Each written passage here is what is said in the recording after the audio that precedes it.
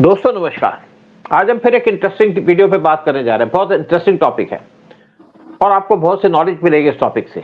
और वो टॉपिक है हमास और इजराइल का एग्रीमेंट। हमने इसके ऊपर 2 वीडियो बनाए थे। पहले जो एग्रीमेंट हुआ उसके ऊपर बनाया, फिर दूसरा वीडियो बनाया था कि ये जो एग्रीमेंट है ये फेल हो गया, और अब तीसरा वीडियो बनाने जा रहे हैं इसी के ऊपर। ये जो एग्रीमेंट हुआ है हमास और इजराइल के बीच में, ये कभी सक्सेस हो ही नहीं सकता। ठीक है, यहाँ पे टेम्परेरी एक फेज आएगा जहाँ पे कुछ लगेगा कि कुछ हो गया है। जैसे अभी बात हुई थी, इनके पास 48 लोग थे जो इजरायली इनके कब्जे में थे, उसमें से 20 छोड़ दिए, 4 जो मरे हुए थे या डेड थे उनको छोड़ दिया, लेकिन बाकी भी इनके पास बहुत से लोग बैठे हैं। ये माना जाता है 24 और लोग हैं, कुछ जिंदा है और कुछ मरे हुए हैं। लेकिन यहाँ पे 2-3 जो बातें लोग बड़ा पूछना चाह रहे हैं कि इजरायली प्राइम मिनिस्टर क्यों नहीं आए, उस पर बात करेंगे। पीएम मोदी क्यों नहीं गए, उस पर बात करेंगे। और एक इंपॉर्टेंट खबर आ रही है कि हमास ने फिर वही काम करना शुरू कर दिया।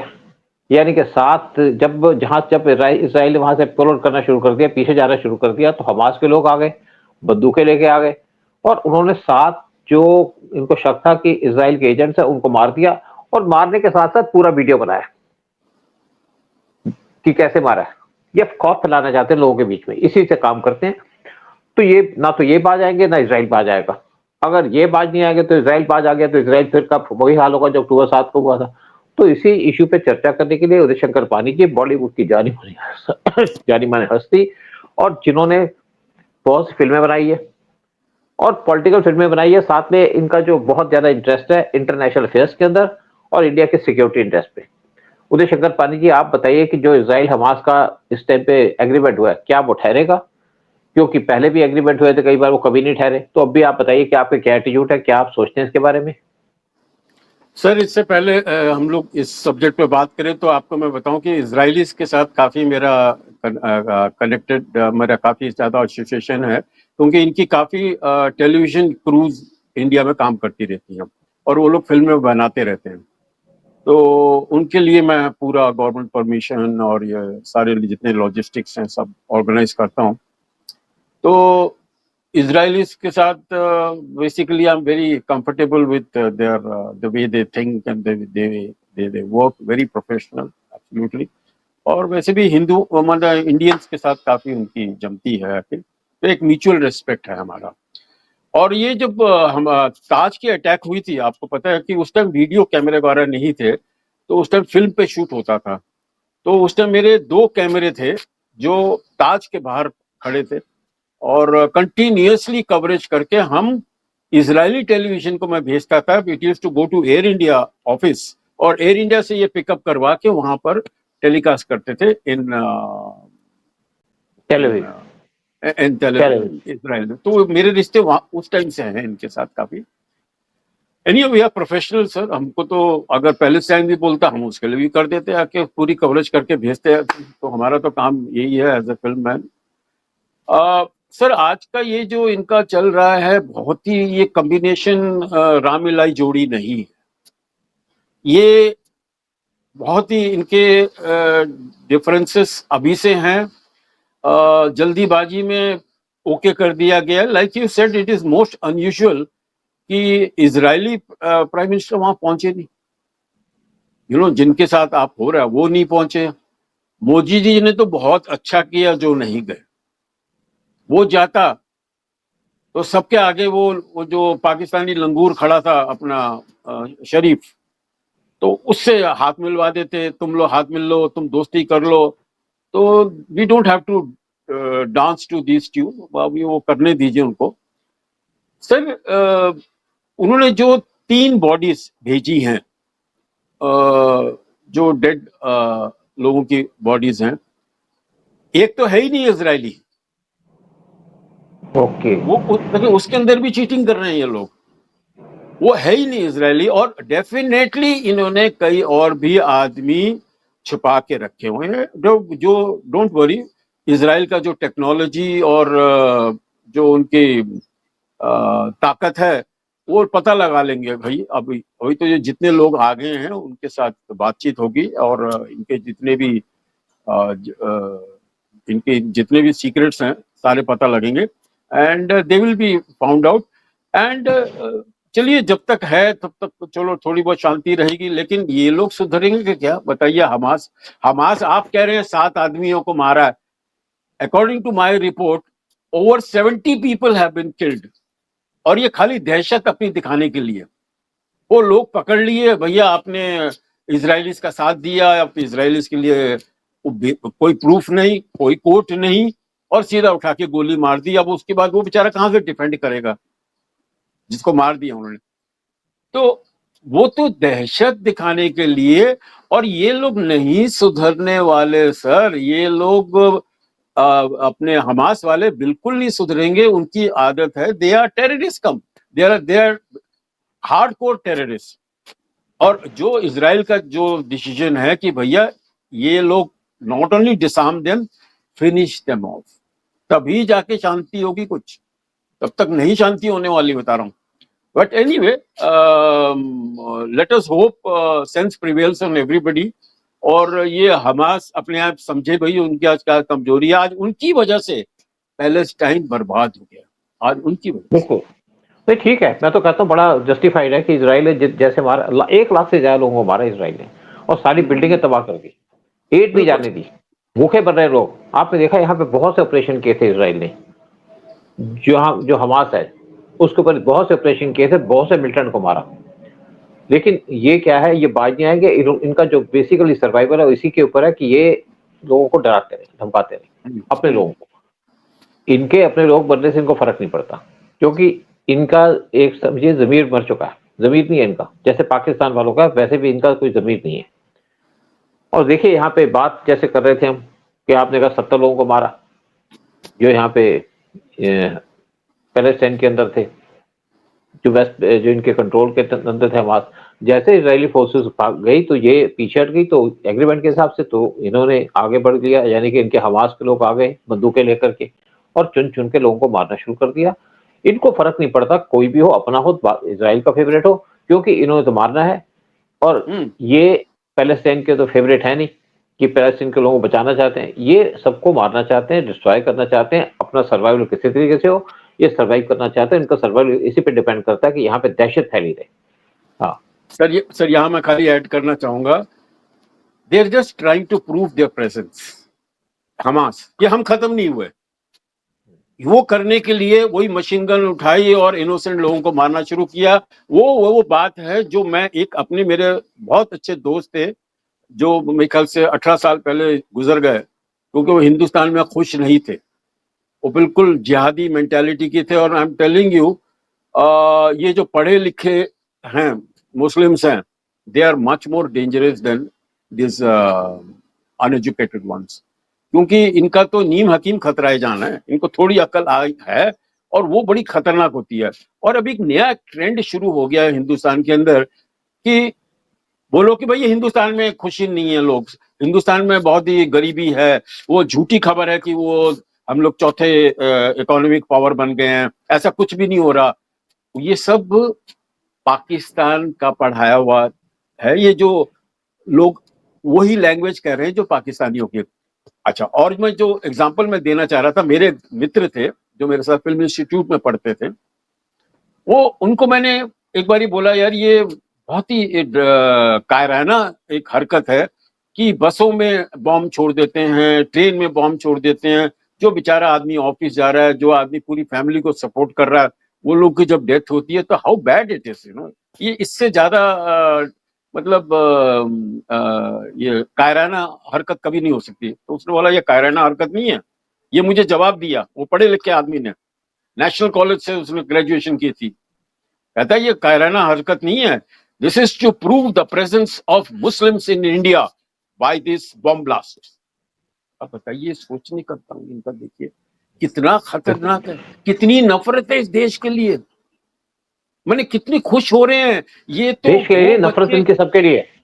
हाँ सर, ये वो बच्चे हैं जो बड़े हुए हैं देख के, वो बकरा काटते हुए और चिकन काटते हुए, खून देखते हुए, और बड़े होके उनका गाना वही शुरू हो जाता है, तन सर से जुदा, बस उनका वो हो जाता है। इनको गला काटने में 1 सेकंड कुछ भी बुरा नहीं लगता, ब्लड देखने से कोई बुरा नहीं लगता। हम लोग हैं जो ब्लड देखते हैं तो हमें लो बीपी हो जाता है, हम लोग एक ड्रॉप ब्लड ही नहीं देख सकते। इनको तो सर, इनका तो जोश आ जाता है, इनके लिए टॉनिक है वो। सो वही हरकत आज हमास कर रही है इन Palestine, by showing the presence. They are trying to prove their presence with these terrorist activities by killing the innocents. बिल्कुल। देखो उदय, यहाँ पे 20 पॉइंट का एग्रीमेंट था जो ट्रंप ने साइन किया। ट्रंप ने जो कोई लिखना था लिख दिया, लेकिन यहाँ पे पहला एग्रीमेंट हुआ कि लोगों को छोड़ना है, वो भी पूरे नहीं छोड़े, बाकी तो पीछे है अभी। और यहाँ पे एड पहुंचनी शुरू हो गई इजिप्ट के रास्ते से, जो लोग वहां पे भूखे मर रहे हैं। लेकिन दूसरी बात आती है कि क्या बाकी एग्रीमेंट पूरे होंगे, कि हमास अपने आप से छोड़ेगा? क्योंकि ट्रंप का के जो एग्रीमेंट है उसके अंदर कि हमास यहाँ से जाएगा, हमास यहाँ से कभी नहीं जाएगा, ना छोड़ेगा जगह, ना यहाँ से बाहर निकलेगा। और जब तक खत्म नहीं कर जितनी मर्जी, हाँ, जितनी मर्जी खत्म नहीं, या इसराइल खत्म होगा या हमास खत्म होगा। और इसराइल तो खत्म होगा नहीं, इसराइल के पास बहुत ज्यादा ताकत है। इसराइल यहाँ के लोगों को मारता रहेगा, पैलेस्टीन को मारता रहेगा, यहाँ पे डिस्ट्रॉय करता रहेगा। थोड़ी देर एज पहुंची, उसके बाद बंद हो जाएगी एड। और दूसरी बात क्या है कि हम जो बात कर रहे थे कि यहाँ पे इजरायली प्राइम मिनिस्टर नेतन्याहू ने भी आना था इस मीटिंग के अंदर, लेकिन क्यों नहीं आए? तो यहाँ पे बहुत से लोग क्वेश्चन पूछ रहे थे कि उनको आना चाहिए था। वो आए इसलिए नहीं कि जब तुर्की के प्रेसिडेंट यहाँ पे आ रहे थे तो उनकी बात हुई इजिप्ट के प्राइम मिनिस्टर सीसी के साथ। तो बात के अंदर उन्होंने कहा कि इजराइल के प्राइम मिनिस्टर आएंगे तो मैं यहाँ पे लैंड नहीं करूंगा, मतलब मैं कहीं और चला जाऊंगा, यहाँ पे नहीं आऊंगा।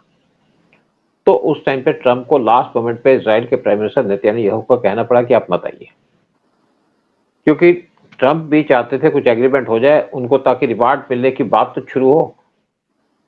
तो इसलिए नेतन्याहू नहीं आए। और पीएम मोदी क्यों नहीं आए? पीएम मोदी ने भी जाना था, क्योंकि यहाँ पे पाकिस्तान के प्राइम मिनिस्टर को बुलाया हुआ था।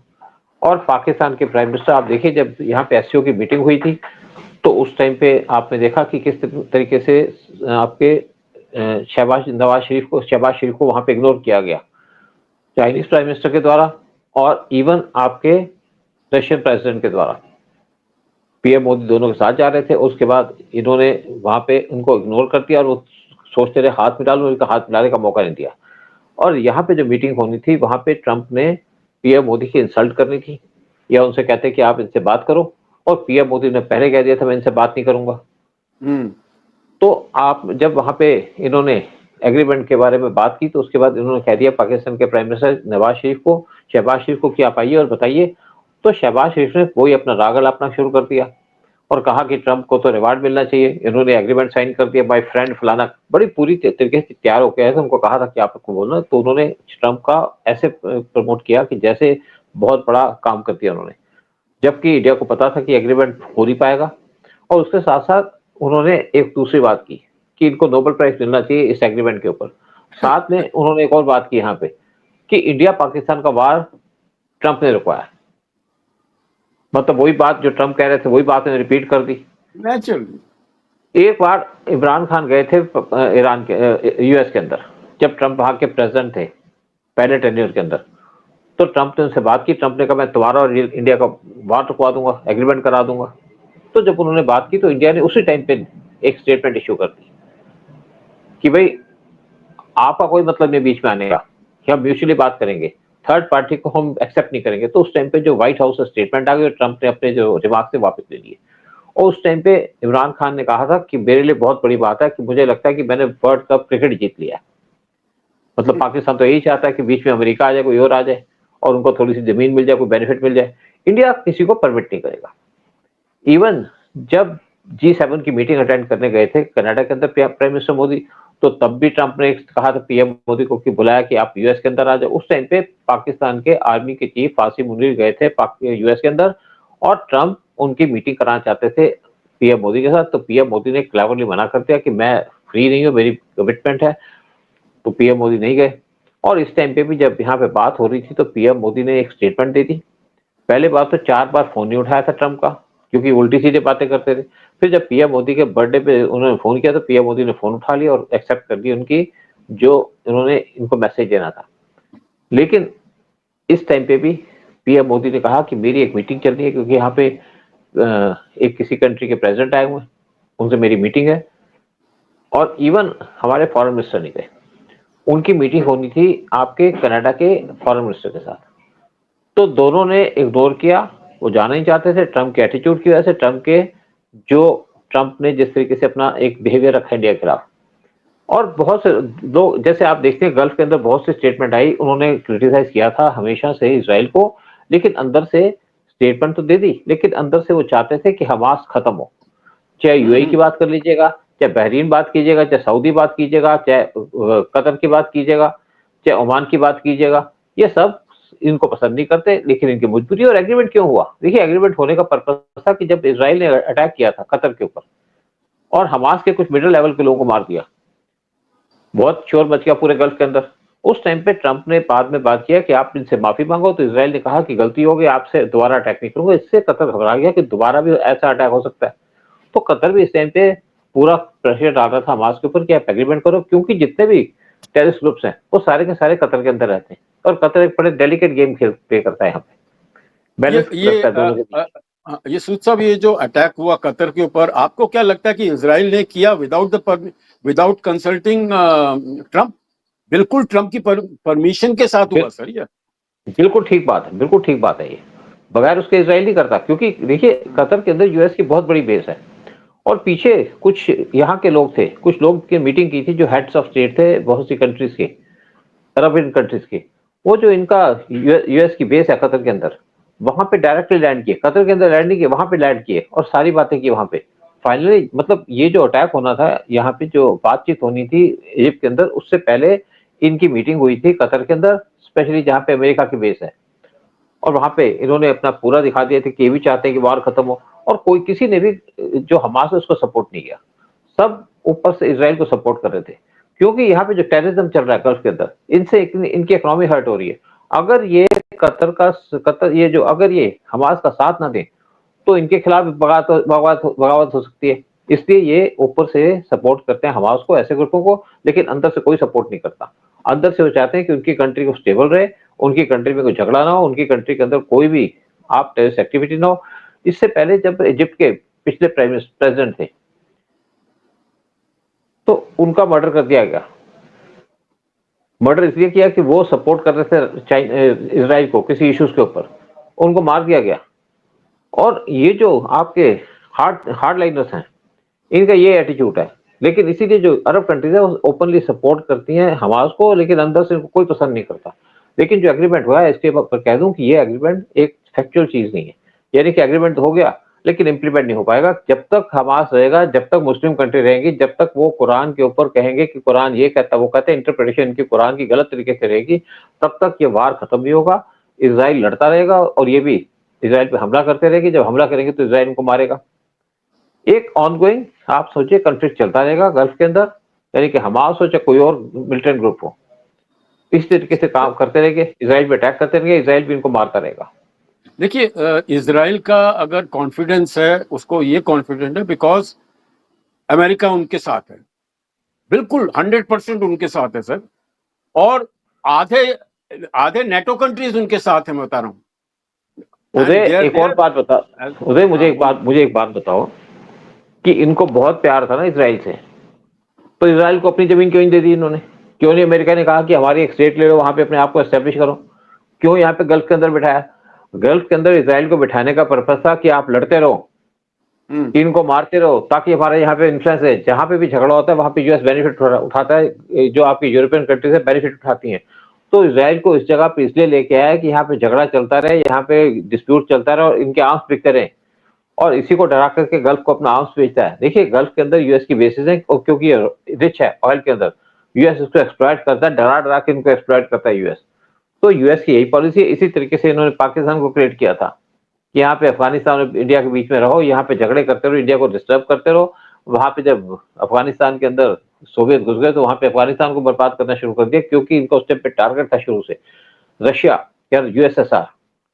इसीलिए इन्होंने पाकिस्तान को क्रिएट किया, और इसीलिए इन्होंने इसराइल को इस जगह पे बिठाया जहां पे डिस्प्यूट चलता रहेगा। कि हर एक क्यों मुस्लिम कंट्री के बीच में बिठाया? यूरोप में भी तो जगह दे सकते थे इनको, कोई टापू दे सकते थे, इसराइल तो वहां भी बस जाता। बहुत बड़े बड़े टापू हैं जहां पे यूएस ने बेसिस बनाई है। लेकिन इसराइल के अंदर इसराइल को बिठाने का पर्पस था कि इसराइल बीच में रहेगा, इनके साथ झगड़ा रहेगा और हमारा सामान बिकता रहेगा और साथ में हम ऑयल को एक्सप्लोर करेंगे इस जगह से, ऑयल निकालना है, बिजनेस है इनका। तो ये जो यूरोप है और अमेरिका है, ये सिर्फ सर्वाइव करते हैं वॉर के ऊपर। अगर वर्ल्ड में वॉर खत्म हो जाए तो यूएस का सामान नहीं बिकेगा। यूरोप की जो इकोनॉमी है सारे यूरोपियन कंट्रीज की, वो दो चीजों पे बेस करती है, टूरिज्म और दूसरा है वॉर, यानी कि इनके इक्विपमेंट। बाकी इनके पास कुछ नहीं है बेचने को। ठंडी जगह यहाँ पे कोई आपके सब्जियां ज्यादा नहीं बिकती। मैं लंदन में था, सब्जियां तो बाहर से आया करती थी, फ्रूट्स भी आते थे ईरान से। तो ठीक है, तो ये अब हम एंड में कंक्लूड करेंगे कि जो इस टाइम पे वार चला है या जो पीस एग्रीमेंट हुआ है इसराइल और हमास के बीच में, एग्रीमेंट तो हो गया लेकिन ज्यादा देर नहीं चलेगा। आप देखिएगा इसराइल फिर इनको ठोकेगा, क्योंकि हमास वही एक्टिविटी करेगा कि जो पहले इसने की है। इसराइल को डिनाउंस करेगा, इसराइल के लोगों को मारेगा तो इसराइल रिटेलिएट करेगा। ये प्रोसेस चलता रहेगा, ऑनगोइंग प्रोसेस है, और जब तक यूनिवर्स है तब तक ये काम चलता रहेगा। चलिए सर, वंडरफुल। जय हिंद, जय भारत। जय हिंद, जय भारत, वंदे मातरम सर।